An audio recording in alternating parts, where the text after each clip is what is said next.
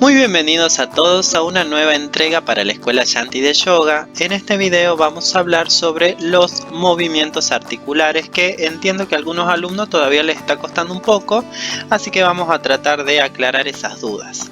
Antes de empezar quiero también mandarle un saludo a la directora de la Escuela Shanti, Patricia Pud, también conocida con su nombre espiritual como Maestra Ambika. Ella nos brinda estos espacios para poder transmitir estos conocimientos ahora en este momento de pandemia que bueno, todos tenemos que estar en casa, así que quería agradecérselo.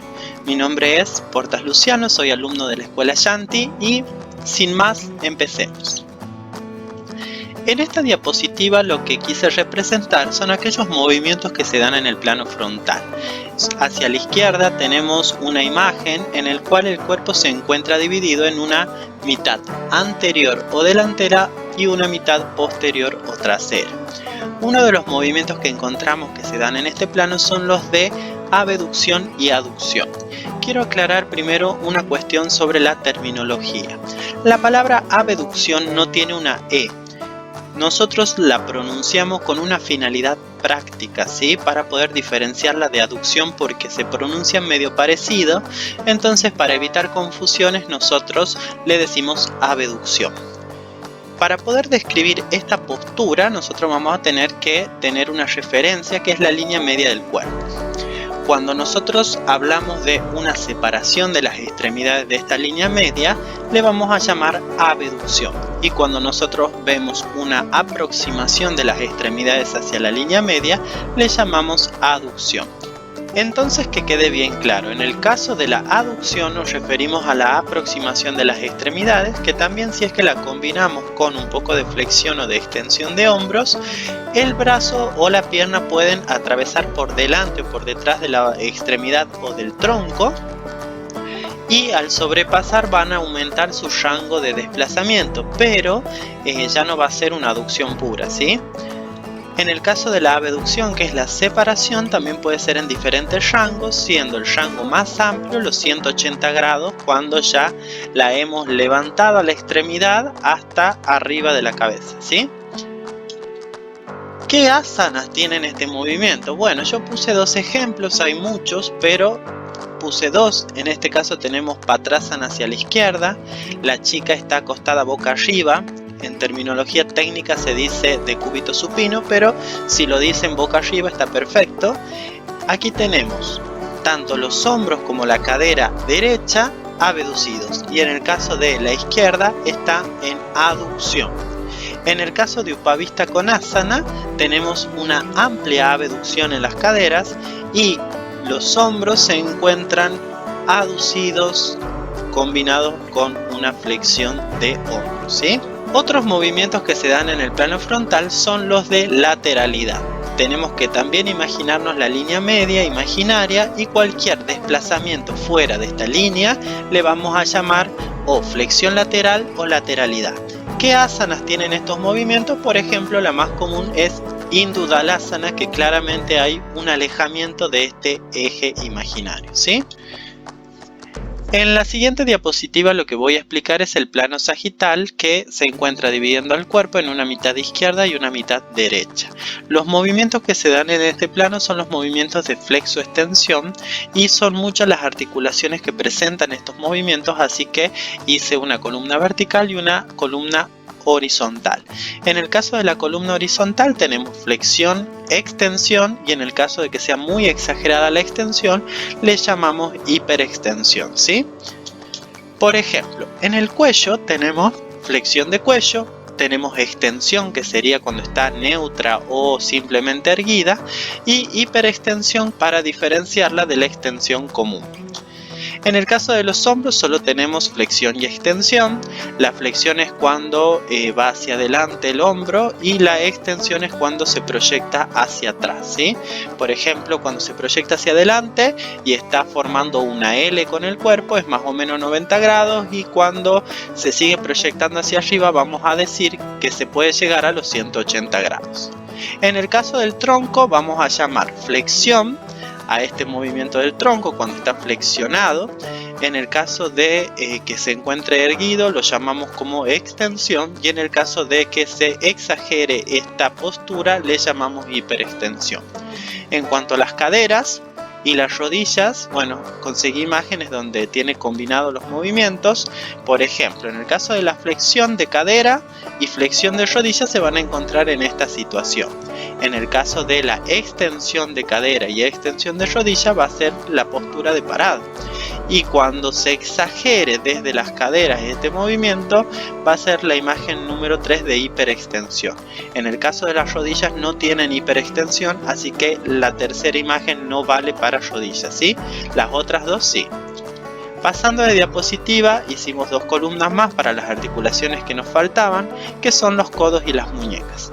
En el caso de los codos presentan flexión y extensión nada más, ¿sí?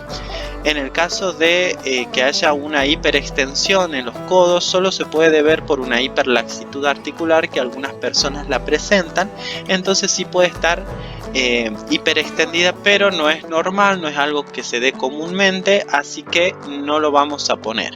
En el caso de las muñecas, bueno, tenemos la flexión, la postura neutra la vamos a llamar como extensión, y en el caso de que ésta se exagere le vamos a llamar hiperextensión.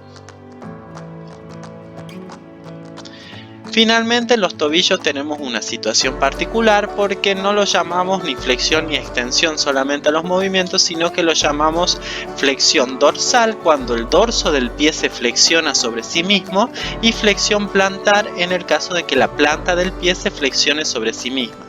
En el caso de la postura de pie, por ejemplo, que no está ni dorsiflexionado ni con una flexión plantar, le vamos a llamar postura neutra.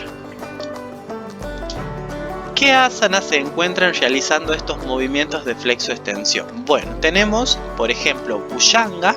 Bhujanga es una postura que se caracteriza por tener principalmente movimientos de extensión. Por ejemplo, tenemos hiperextensión en el tronco, tenemos extensión de cuello, extensión de caderas, tenemos extensión de codos, tenemos hiperextensión en las muñecas, tenemos extensión de rodillas y también tenemos una flexión plantar en el caso de los tobillos y en los pies. En el caso, por ejemplo, de Sasangasana es todo lo contrario, tenemos mucho más componente flexor. Tenemos, por ejemplo, flexión de tronco, flexión de caderas y de hombros, flexión de rodillas, de codos, flexión plantar en los pies, y solo están extendidas las muñecas. Y bueno, me olvidé de ponerlo, pero lo agrego, es flexión de cabeza y cuello. Ahora, en la siguiente diapositiva lo que vamos a hacer es analizar los movimientos que se dan en el plano transversal. No nos olvidemos que el plano transversal se encuentra dividiendo al cuerpo en una mitad superior y una mitad inferior, y los movimientos que se dan en este plano son movimientos de rotación interna, externa y torsión, también la supinación y la pronación, ¿sí? Aquí hice otra lista donde podemos observar los sectores del cuerpo donde se dan estos movimientos. Por ejemplo, en la cabeza y el cuello no tenemos rotación interna ni rotación externa, pero sí tenemos torsión.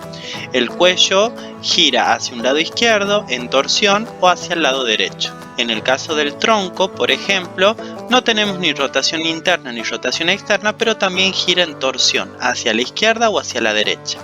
En el caso de los hombros sí tenemos rotación interna y rotación externa, que la he ejemplificado en estos movimientos, o sea, el húmero rota externamente o rota internamente y las demás articulaciones lo acompañan. En la siguiente diapositiva vamos a analizar las caderas. He encontrado unas imágenes que por ahí les pueden ayudar un poco más. Por ejemplo, en el caso de la rotación interna podemos observar cómo el fémur intenta rotar internamente y la rodilla lo acompaña girando su cara hacia la parte interna del cuerpo, ¿sí? En el caso de la neutralidad podemos observar cómo la cadera y la rodilla se encuentran alineadas al mismo nivel. Esta es una persona que está sentada, ¿sí? Es un ejemplo nada más. En el caso de la rotación externa podemos observar cómo el fémur rota hacia afuera y por eso la rodilla se ve obligada también a girar su cara hacia afuera y el tobillo se viene hacia adentro. Eso es como para que ustedes puedan analizar las rotaciones. ¿En qué movimientos y en qué asanas, por ejemplo, tenemos rotación interna? Bueno, en Garudasana tenemos, por ejemplo, una rotación interna de caderas. En el caso de la posición neutra la podemos encontrar en la postura Samastitipada, y en el caso de la rotación externa, por ejemplo, voy a poner Patrasana, que ya la puse en el ejemplo de la abducción, pero es que en este caso la cadera no solo está abducida, sino que está rotada externamente. Los siguientes movimientos que vamos a analizar son los de pronación y supinación. Cuando la palma de la mano está hacia arriba en posición de recibir algo, se llama supinación. En el caso de que el pulgar se encuentre hacia arriba, le vamos a llamar posición neutra, y cuando esté hacia abajo la palma se llama pronación. Luego también tenemos en los tobillos algunos movimientos que son también de pronación y supinación. Quiero que los memoricen bien. Y en la última diapositiva lo que quiero es mostrarle una planilla que hemos confeccionado, donde ustedes van a poder hacer un análisis biomecánico de todas las asanas. En este caso he puesto un ejemplo que se llama Indudalasana, pero ustedes pueden hacerlo con cualquier asana. En la planilla podemos observar que tenemos sectores donde tenemos los tipos de respiración, los movimientos de tronco, de cadera, de hombro, de cabeza y cuello, de los codos, antebrazos, etc. ¿Sí? Así que vamos a ir llenándola con una X donde corresponda. Por ejemplo, ¿qué tipo de respiración tiene esta postura? Es una respiración media e intercostal. En el caso de los movimientos de tronco podríamos decir que está en lateralidad. Las caderas se encuentran ambas extendidas, tanto la izquierda como la derecha. En el caso de los hombros, ambos se encuentran en una flexión a 180 grados. La cabeza y el cuello se encuentran rotada y con cierta lateralidad.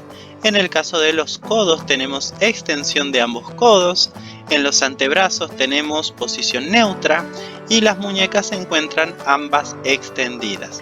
Aquí, como pueden observar, no puse flexión de muñeca porque realmente no hay asanas que tengan este movimiento.